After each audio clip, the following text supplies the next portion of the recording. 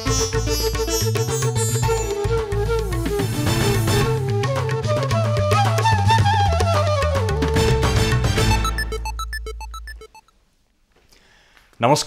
यो एभिन्यूज खबरको संकेत हो। तपाईं अहिले एभिन्यूज एट 7 मा हुनुहुन्छ।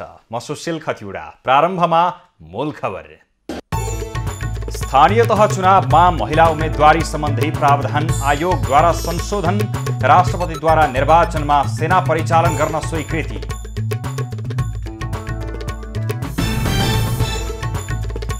दहल र नेपाल कंग्रेसको झिंगा धपाउने पुच्छर भएको ओलीको आरोप। अध्यादेश मार्फत कानून ल्याउने षड्यन्त्र भइरहेको दाबी।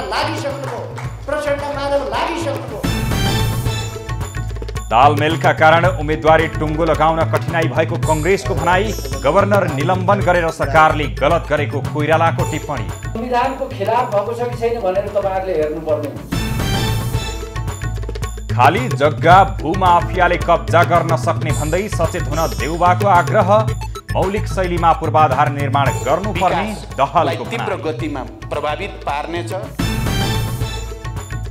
चालु आर्थिक वर्षको 8 महिनामा सबै सूचकहरू नकारात्मक। शोधनान्तर घाटा 2 खर्ब 58 अर्ब नाघ्यो।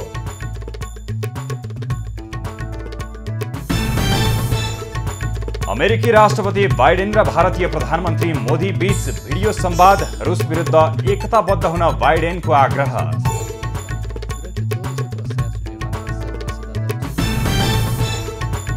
र एएफसी फुटसल एशियन कप छनौटमा नेपाल जित निकाल्न असफल। अन्तिम खेलमा अफगानिस्तानसँग 8-1 ले पराजय।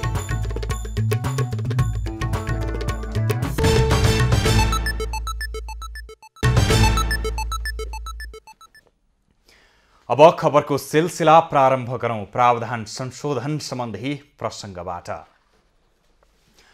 दलहरूले कुनै एक पदमा मात्र उम्मेदवारी दिँदा महिलालाई अनिवार्य गर्नुपर्ने भन्ने यसअघिको प्रावधान निर्वाचन आयोगले संशोधन गरेको छ। दलहरूले यो प्रावधानमाथि आपत्ति जनाएपछि आयोगले सच्याउँदै प्राथमिकता मात्रै दिए पुग्ने व्यवस्था गरेको हो। आयोगद्वारा जारी विज्ञप्तिमा निर्देशनको बुँदा नम्बर 6 मा स्थानीय तहको प्रमुख र उपप्रमुख वा अध्यक्ष र उपाध्यक्षको पदमध्ये कुनै एक पदमा मात्र उम्मेदवारी दिने राजनीतिक दलले महिलालाई उम्मेदवार मनोनयनमा प्राथमिकता दिने हुनुपर्नेमा अन्यथा भएकाले सच्याइएको उल्लेख गरिएको छ।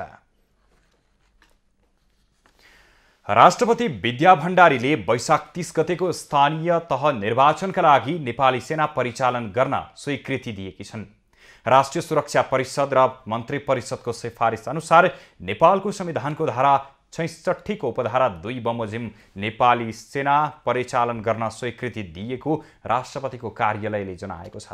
विज्ञप्ति अनुसार निर्वाचन निष्पक्ष र भयरहित वातावरणमा सम्पन्न गर्न स्थानीय तह निर्वाचन एकीकृत सुरक्षा योजना 2078 मा व्यवस्था भए अनुसार सुरक्षा निकायहरू एकीकृत तथा समन्वयात्मक रूपमा परिचालन गर्न सेना परिचालन गरिने उल्लेख गरिएको छ।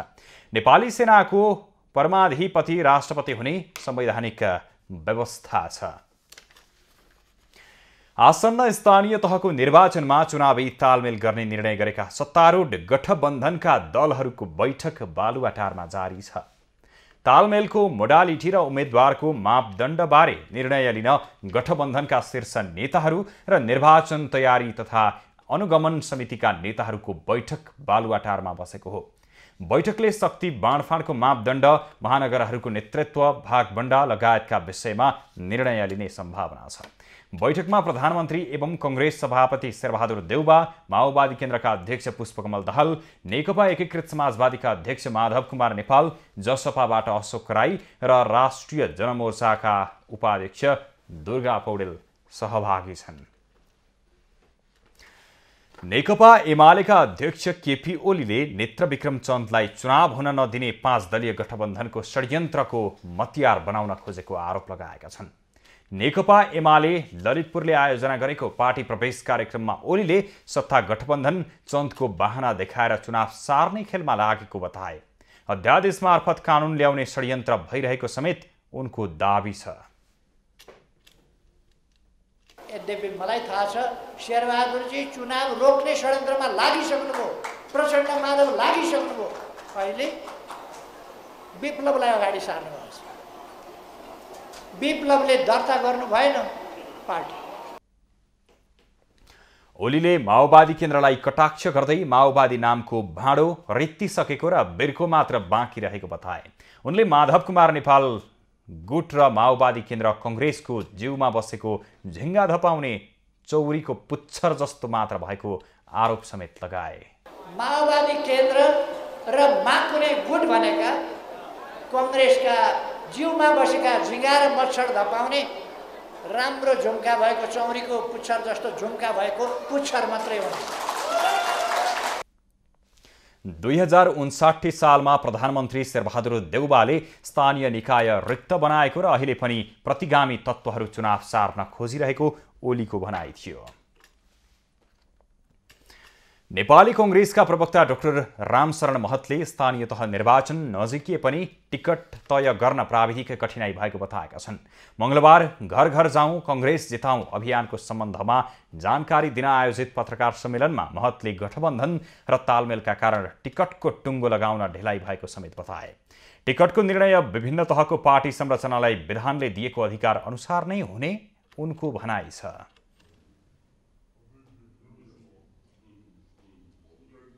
अब यद्यपि यो टिकटको तय गर्न केही समय लागेको छ, प्राविधिक कठिनाइहरू छन् र गठबन्धन तालमेलका पनि कुराहरू छन्।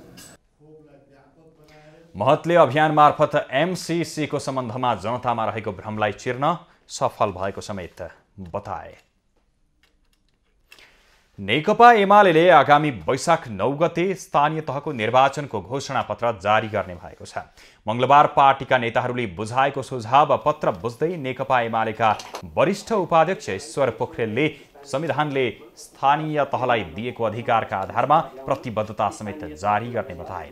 केन्द्रीय तहबाट जारी गरिने घोषणा पत्रकै आधारमा 753 वटा नै पालिकाले प्रतिबद्धता पत्र समेत जारी गर्ने उनले बताए। 753 पालिकाले प्रतिबद्धता पत्र जारी गर्नेछ, वैशाख 9 गते नै जारी गरिनेछ। त्यो प्रतिबद्धता आफ्नो ठाउँमा जारी हुन्छ र हामी यसरी यो निर्वाचनको स्थानीय तहको निर्वाचनको घोषणा पत्र जारी गर्छौँ। पोखरेलले स्थानीय तह र प्रतिनिधि सभाको निर्वाचनमा गरिने प्रतिबद्धताहरू फरक फरक हुने समेत बताएका छन्। आसन्न स्थानीय निर्वाचनमा एक्लै भिड्न अधिकांश दलहरू डराएका छन्। एक्लै भिड्दा विगतको विरासत गुम्ने देखेपछि उनीहरू तालमेलमा जुटेका छन्। सत्तारूढले नीतिगत रूपमै तालमेल गर्ने घोषणा गरेको छ भने प्रतिपक्षी एमाले सहितका अन्य दल पनि तालमेलको कसरतमा छन्। विशेष खबरको साथमा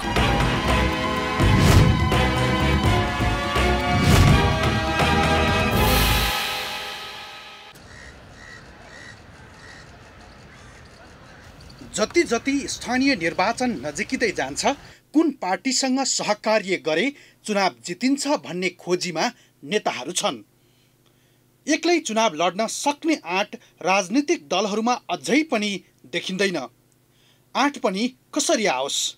कमजोर संगठन, विगतका चुनावमा बाँडेका आश्वासन अधुरै भएका कारण पनि चुनाव हार्ने डरले गठबन्धनको बाटो अपनाएको टिप्पणी गर्छन् राजनीतिक विश्लेषक। दलहरूको चाहिँ बीचमा चाहिँ जुन वैचारिक र राजनीतिक कार्यक्रमको भिन्नता थियो त्यो नै छैन, हैन? अब त्यो नभएपछि त एउटा डर भनौँ, डर त कस्तो खालको भनौँ भने त्यो डर चाहिँ राज्य सत्ताको दोहन गर्न पाइन्न भन्ने डर कि चुनावी परिणाम सिधा हिसाब गरे जस्तो आउँछ भन्ने पनि छैन।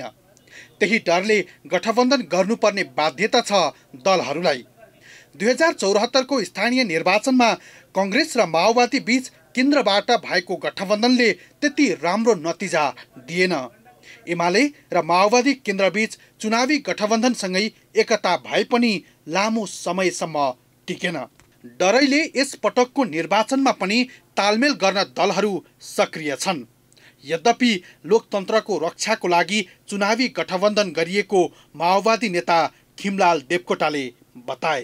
केपी ओलीले संविधानको पनि विघटन, गणतन्त्रको विघटन, संहिताको विघटन र समाजवादमा जाने त कुरा कहाँ हो, प्रतिगमनको मतियार बन्ने प्रयत्न गर्नुभयो। त्यसो भएपछि उहाँसँग सहकार्य टुट्यो र अहिले यो संविधान कम्तीमा यो संविधान जोगाउने प्रसङ्गमा नेपाली काङ्ग्रेस सहमत भएको कारणले संविधान जोगाउने लोकतन्त्र जोगाउने हदसम्म यो गठबन्धन बनेको छ। स्थानीय निर्वाचन 2074 मा एमाले 294 स्थानीय तह प्रमुखमा विजय हासिल गरेर पहिलो पार्टी बनेको थियो।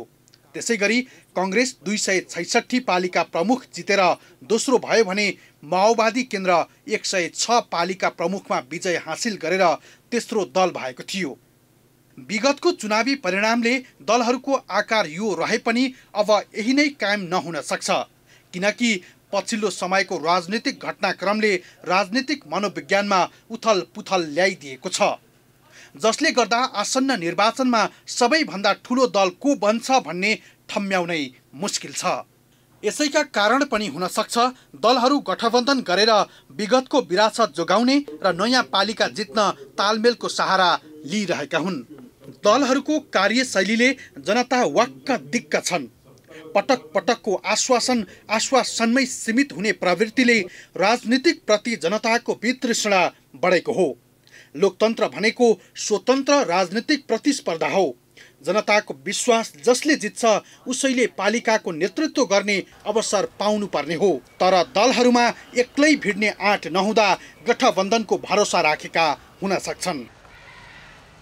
क्यामेरामा कुमार मानन्धरको साथमा सङ्गीता थापा, काठमाडौँ।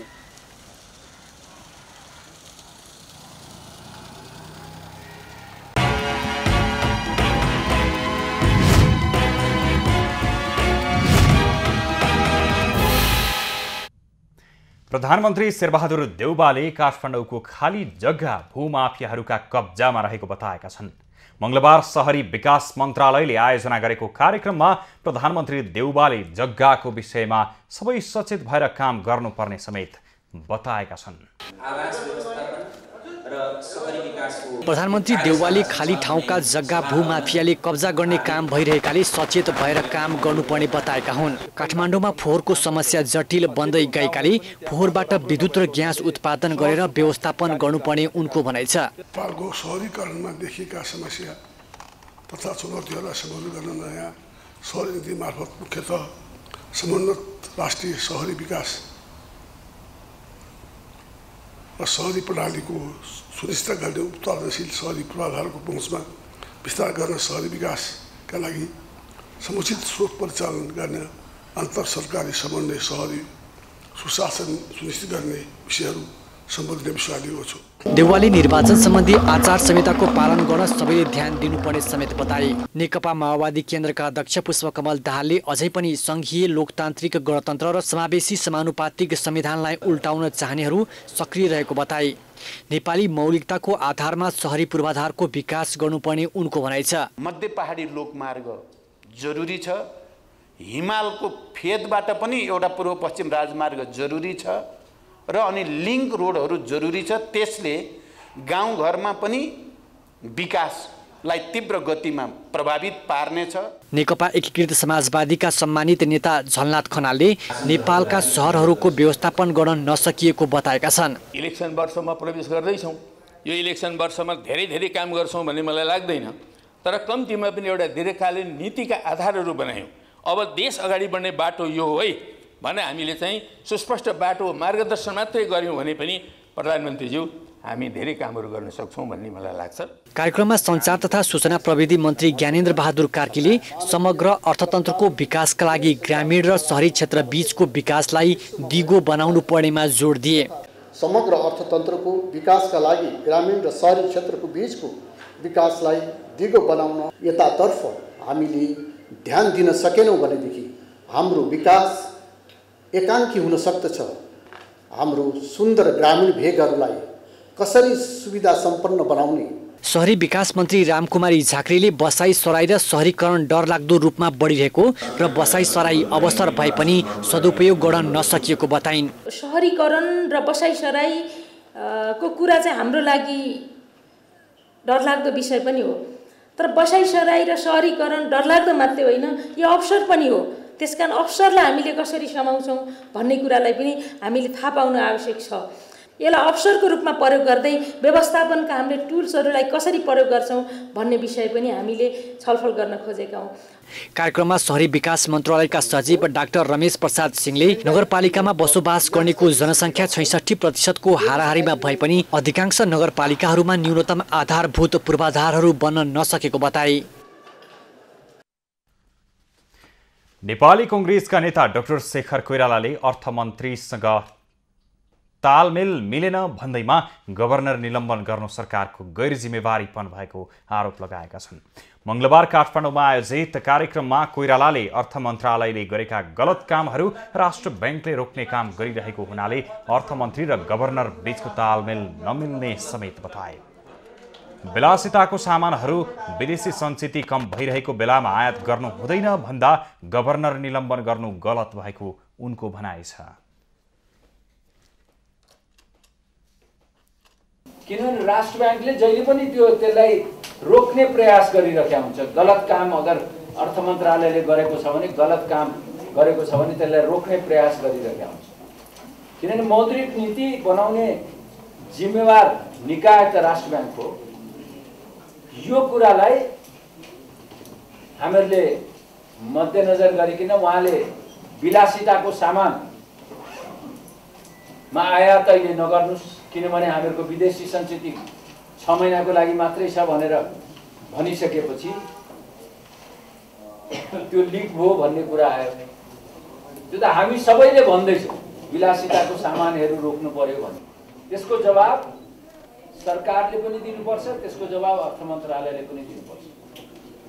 जनतालाई दिन जरुरी छ यसको जवाब।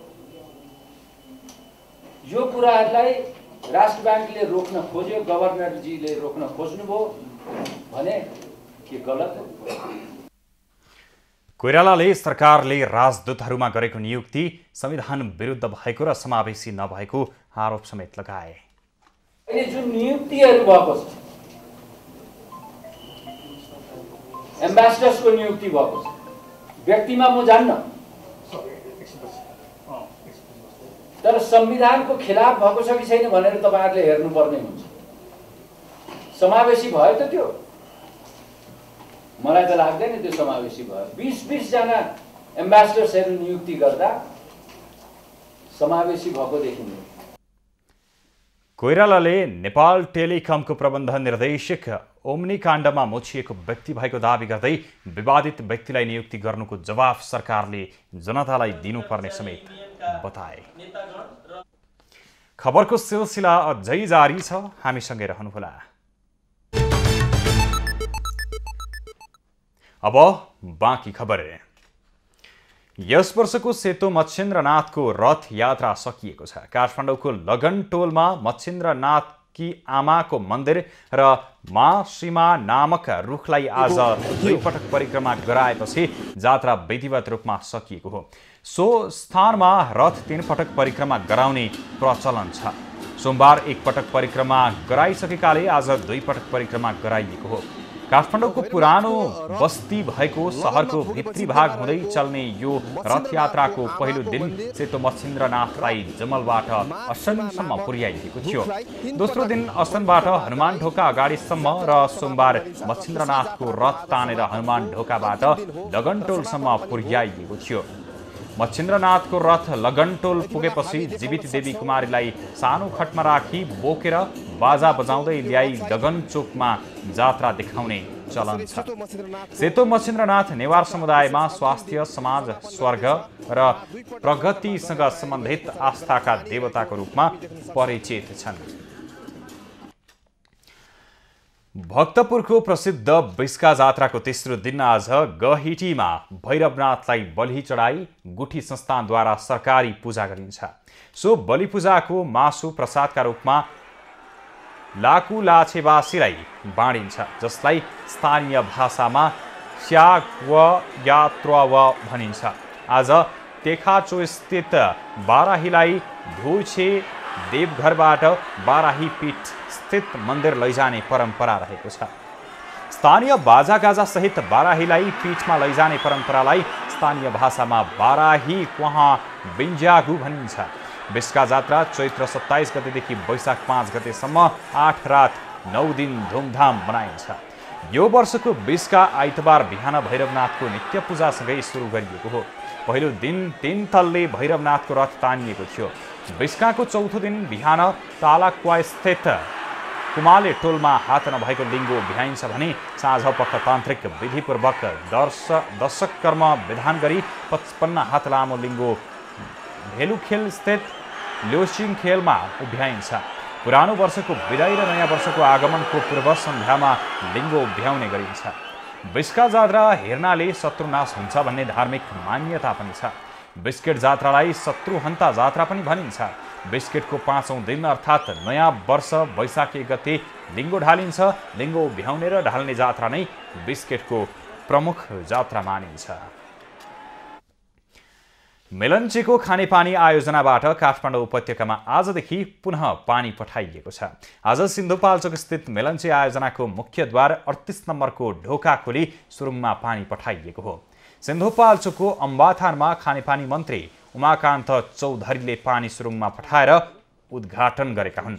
यसअघि सुन्दरी जलमा प्रधानमन्त्री शेरबहादुर देउवाले मेलन्ची खानेपानी आयोजनाको औपचारिक उद्घाटन गर्ने कार्यक्रम तय भएको थियो। तर निर्वाचन आचार संहिताका कारण प्रधानमन्त्री देउवाको कार्यक्रम स्थगित भएको हो। आजदेखि 27 किलोमिटर सुरुङ मार्ग मार्फत दैनिक 17 करोड लिटर पानी सुन्दरी जलस्थित प्रशोधन केन्द्रमा पठाइएको छ। सुरुङ मार्ग हुँदै पानी काठमाडौँ आइपुग्न कम्तीमा 10 दिन लाग्ने बताइएको छ। असार 1 र साउन 17 गते सिन्धुपाल्चोकको मेलन्ची खोलामा आएको बाढीले आयोजनामा क्षति पुर्याएपछि आयोजनाबाट पानी सञ्चालन पूर्ण रूपमा बन्द भएको थियो।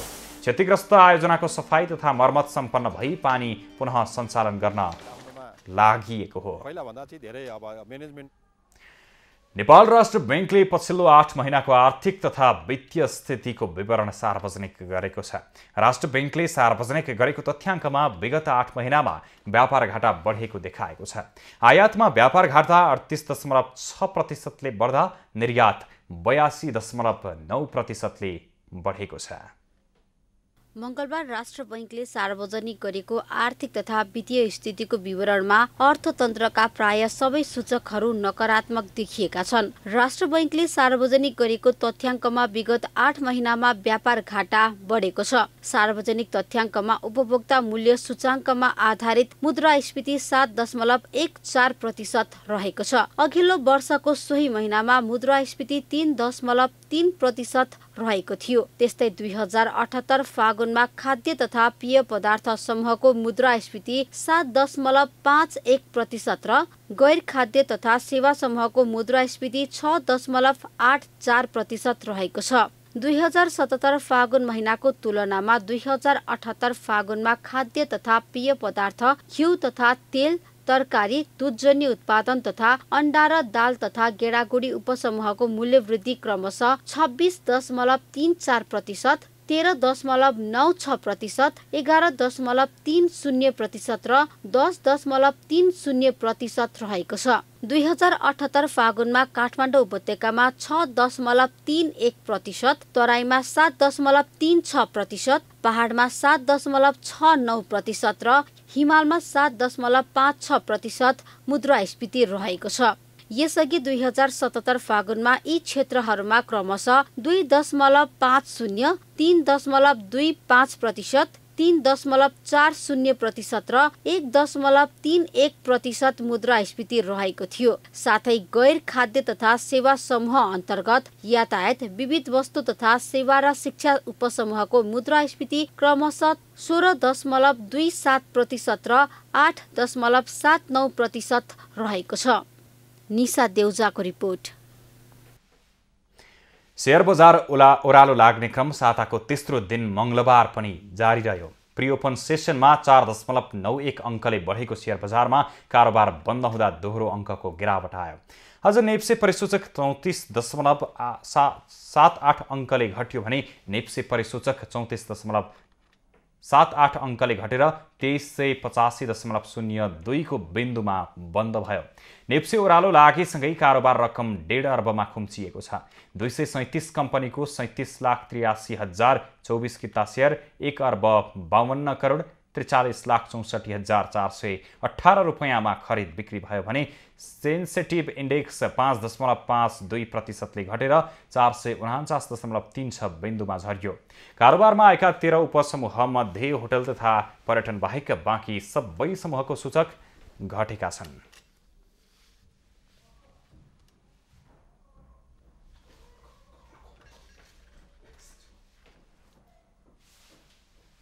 विनय तारा क्यान्सर ट्रस्टले जनकपुर धाममा 200 शय्याको सुविधा सम्पन्न क्यान्सर अस्पताल बनाउने भएको छ।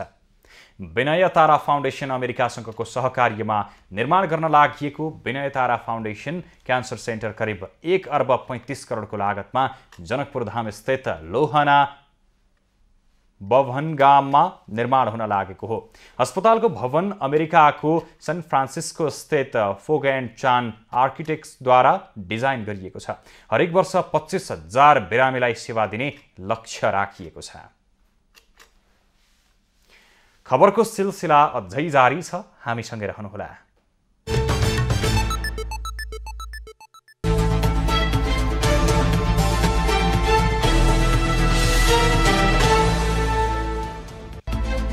नेपालमा थप 26 जनामा कोरोना संक्रमण पुष्टि भएको छ। पछिल्लो 24 घण्टामा 2866 जनाको PCR परीक्षण गर्दा 23 र 1212 जनाको एन्टिजेन परीक्षण गर्दा 3 जनामा संक्रमण पुष्टि भएको हो। संक्रमणबाट आज पनि कसैको मृत्यु नभएको स्वास्थ्य मन्त्रालयले जनाएको छ। त्यस्तै 24 घण्टामा 37 जना संक्रमण मुक्त भएका छन्।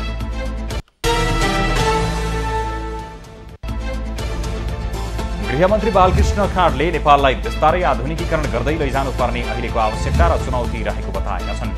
मंगलबार शहरी विकास मन्त्रालयले आयोजना गरेको गोष्ठीमा खाँडले नेपालमा अहिले रहेका पुराना बस्तीहरू जोखिममा रहेको र त्यसले सुरक्षामा थुप्रै जटिलताहरू सिर्जना गरेको बताए।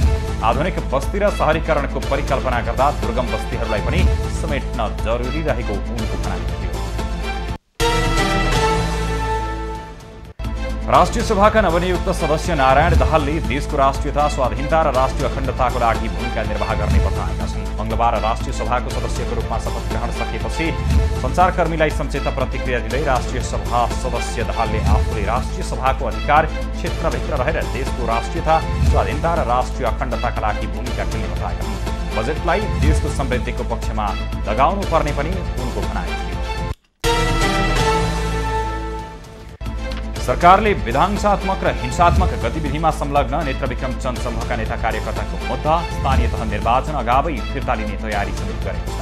व्यक्ति हत्या, विस्फोट, आगजनी, चन्दा असुली लगायत अपराध गरेको अभियोगमा विभिन्न कारागारमा पूर्वपक्षका लागि रहेका करिब 40 जनाको मुद्दा फिर्ता लिन गृह मन्त्रालयले प्रक्रिया अघि बढाएको हो। मुद्दा फिर्ता लिन गृह मन्त्रालयले रायका लागि महान्यायाधिवक्ता कार्यालयमा पत्र समेत पठाएको बताएको छ। विराटनगरबाट मानव अङ्गसहित 1 जना भारतीय नागरिकलाई सशस्त्र प्रहरीले पक्राउ गरेको छ। प्रहरी निरीक्षक प्रभात कुमार गौतम नेतृत्वको टोलीले विराटनगर रानी नाकाबाट भारत बिहारको पूर्वीय नगर पञ्चायतका 26 वर्षीय आदित्य सिन्हालाई पक्राउ गरेको हो। बिपी कोइराला स्वास्थ्य विज्ञान प्रतिष्ठान धरानमा अध्ययनरत सिन्हाको साथबाट एउटा मानिसको सिङ्गो शरीरको हड्डी बरामद भएको छ।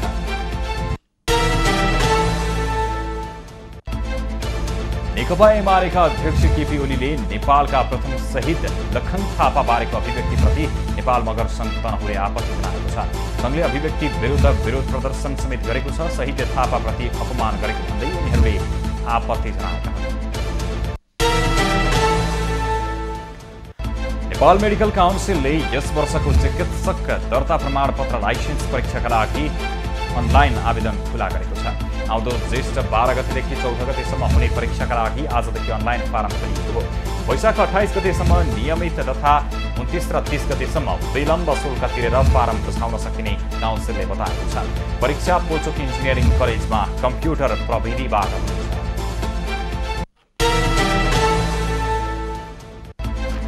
ग्रिसेली आरोही एन्टोनिस स्कारिसको पर्वतारोहणमा गरेर फर्कने क्रममा मृत्यु भएको छ। धौलागिरी हिमाल आरोहण गरेर फर्कने क्रममा बिरामी भएपछि 7400 मिटरको उचाइमा उनको मृत्यु भएको हो। आरोहणका साथै खेलकुदमा समेत सक्रिय उनको 60 वर्षमा मृत्यु भएको हो। नेपाली बजारमा आज सुन चाँदीको मूल्य उकालो लागेको छ। हिजो 1,01,000 रुपैयाँमा कारोबार भएको सुन आज 800 रुपैयाँले बढेर प्रति तोला 1,09,000 रुपैयाँमा कारोबार भएको नेपाल सुन चाँदी व्यवसाय महासङ्घले जनाएको छ। तेजाबी सुनको मूल्य प्रति तोला 1,04,000 रुपैयाँमा कारोबार भइरहेको छ। त्यस्तै चाँदीको मूल्य पनि आज 15 रुपैयाँले बढेर प्रति तोला 1,380 रुपैयाँमा कारोबार भइरहेको महासङ्घले जनाएको छ।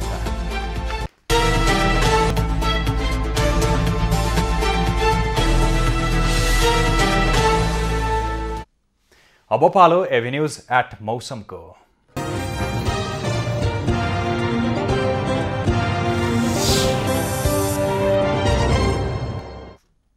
आज देशको पहाडी भूभागमा आंशिकदेखि सामान्य बदली रही बाँकी भूभागमा आंशिक बदली रह्यो। राप्ती प्रदेश 1, बागमती, गण्डकी प्रदेश र कर्णाली प्रदेशका पहाडी भूभागहरूमा थोरै स्थानमा मेघगर्जन र चट्याङसहित क्षणिक वर्षाको सम्भावना रहेको जल तथा मौसम पूर्वानुमान महाशाखाले जनाएको छ। काठमाडौँ उपत्यकाको आजको अधिकतम तापक्रम 29 डिग्री सेल्सियस र न्यूनतम तापक्रम 18 डिग्री सेल्सियस मापन गरियो। आज देशभरको मौसम कस्तो रह्यो त हेरौँ देशका विभिन्न स्थानको मौसमी अवस्था।